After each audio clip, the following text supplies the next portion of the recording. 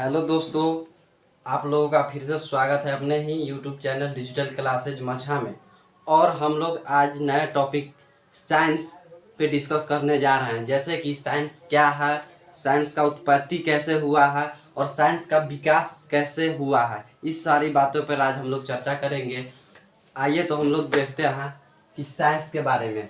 सबसे पहले हम लोगों को जानना है कि साइंस के उत्पत्ति के बारे में, कि साइंस का जो है उत्पत्ति कैसे हुआ है।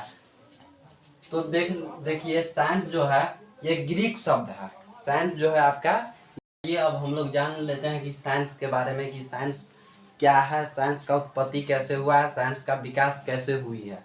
तो सबसे पहले हम लोग साइंस को देखेंगे और उसके बाद साइंस के उत्पत्ति के बारे में, उसके बाद फिर हम लोग साइंस का विकास कैसे हुआ है उसके बारे में चर्चा करेंगे।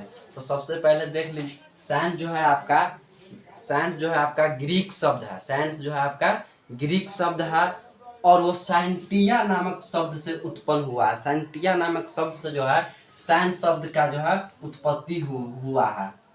आपका ये साइंटिया शब्द का मतलब होता है नॉलेज।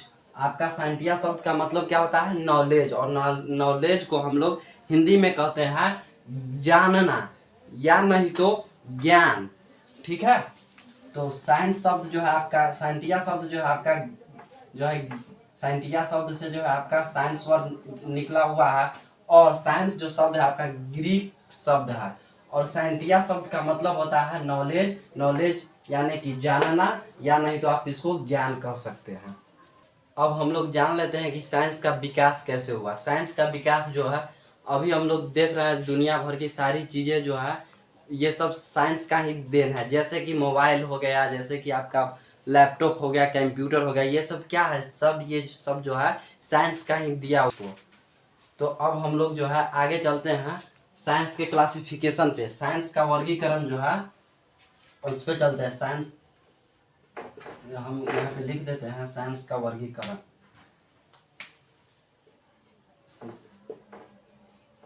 साइंस का वर्गीकरण।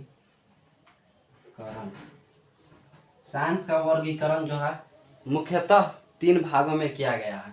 पहला है आपका फिजिक्स, और दूसरा है आपका केमिस्ट्री, और तीसरा है आपका बायोलॉजी। केमिस्ट्री, फिजिक्स को जो है भौतिकी कहते हैं हिंदी में, भौतिकी। केमिस्ट्री को हिंदी में कहते हैं रसायन